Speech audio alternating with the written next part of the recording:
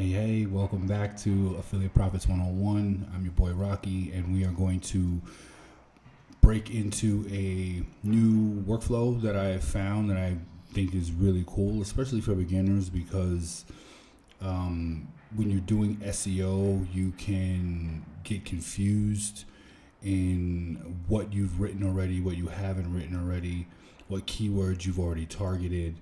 And what I found with this particular process that I've been using is it's really organized, right? So I'm just going to kind of break it down for you right now. If this is your first time here, thank you so much for stopping by. I talk about affiliate marketing. I teach you how to create businesses online using very simple tips and processes that I create. Some I find, as well as AI tools that you can use that simplify your everyday workflow, right? So thank you so much for joining me. Drop a like and a comment after this if you find it useful. So anyway, Notion is a tool, AI tool that helps you organize your everyday life. I'm not going to do a Notion tutorial right now. Like, you can go and just type in notion.so and you'll be able to find it. I'll leave a link in the description below and also like a link to a review so you can kind of understand it a little bit more. But I use it every day. I think it's like the best thing in the world in regards to organizing your life. And for SEO, I think it's fantastic in the sense that it can help you keep tabs on everything rather than using like those Google Sheets and Google Docs, and stuff like that. So, all right. So, for example, really quick, let's say I'm going to say like SEO for lead magnets for lead generation, right?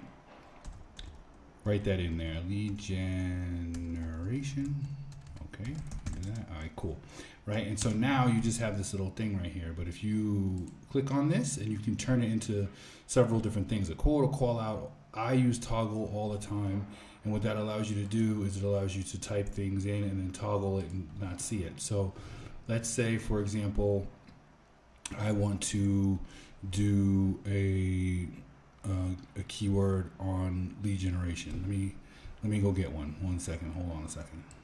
All right, so I'm in my SEO tool, Jaxi. I love this thing, and I'm just gonna type in like lead generation, right?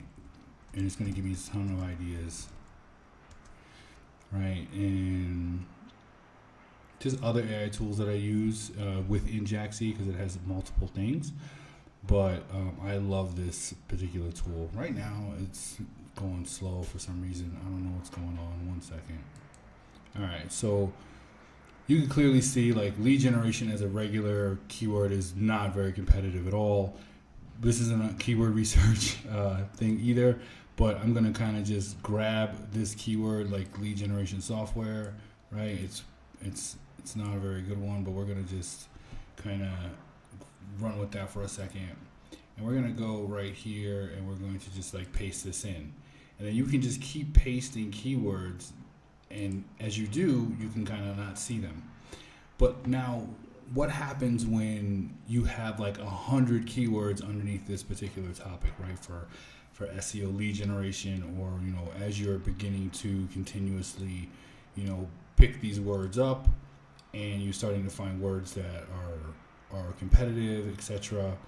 You can start just like lining them up inside of Notion, right? Like one after the other, and soon you're gonna have a ton of them, and you're gonna write articles on all of these, right? And so this is where the sitemap portion of it comes in, which is really, really cool.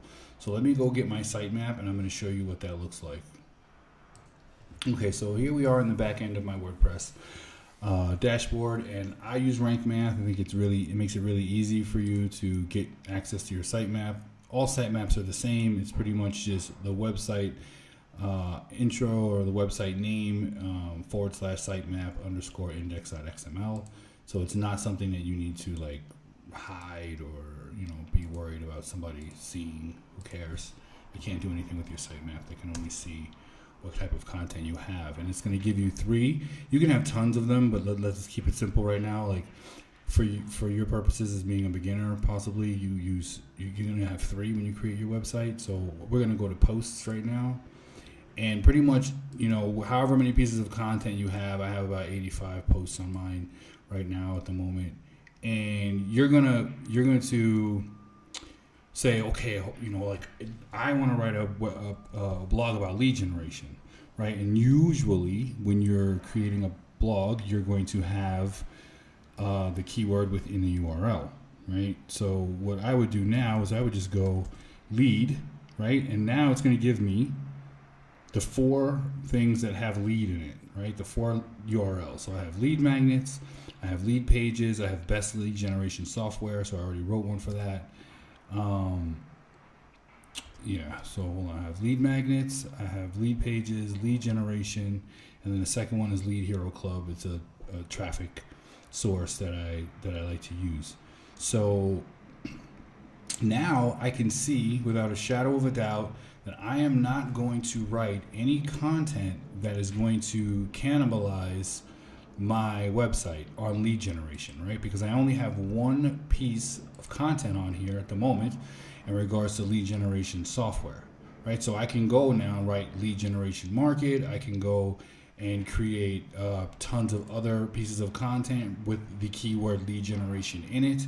And I am not going to screw myself by creating content that's too close to what I've already written and confuse Google. And that is a big thing that people that just get started do. They find all these particular keywords, they create these lists that they have, right? And I have tons of lists. Like, so I can do like intro to affiliate marketing, right? And I can go in here and I can start writing tons of blog posts that are competitive about high ticket affiliate marketing reviews and all these different things. But sometimes you start writing like high ticket affiliate marketing for beginners, high ticket affiliate marketing courses, high ticket affiliate marketing products. And a lot of times these 3 things could be put in one post, right? And you can end up ranking for all of them just with one article that has high ticket affiliate marketing and then whatever, as long as you include these within your blog post, right? So you don't necessarily have to write 3 of them.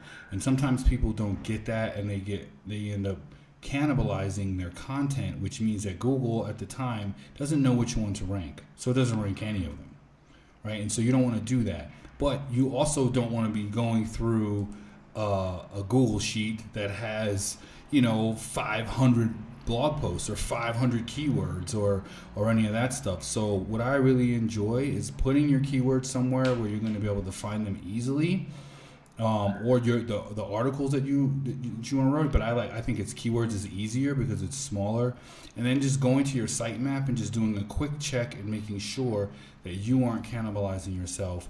And the best part about that is you can't mess that up, right? Your sitemap's going to already have the content that you already wrote, and at that point you can just do a really quick check, even if it's for 1 keyword or 2 keywords that fall within that same keyword that you're trying to target, just to make sure. And then you know that you are creating fresh content for your website. I really do hope this helps. It's not a very long video, but I really do enjoy showing people the workflows that I use, and maybe it's going to help you out and you find it useful. So the next time you start creating your content, check out your sitemap. Or if you're working for a marketing agency, or you're a writer, or you're writing for someone else that you've written a lot of content for, and you do have access to, you should have access to their sitemap, just go take a look at it and make sure that when you're creating your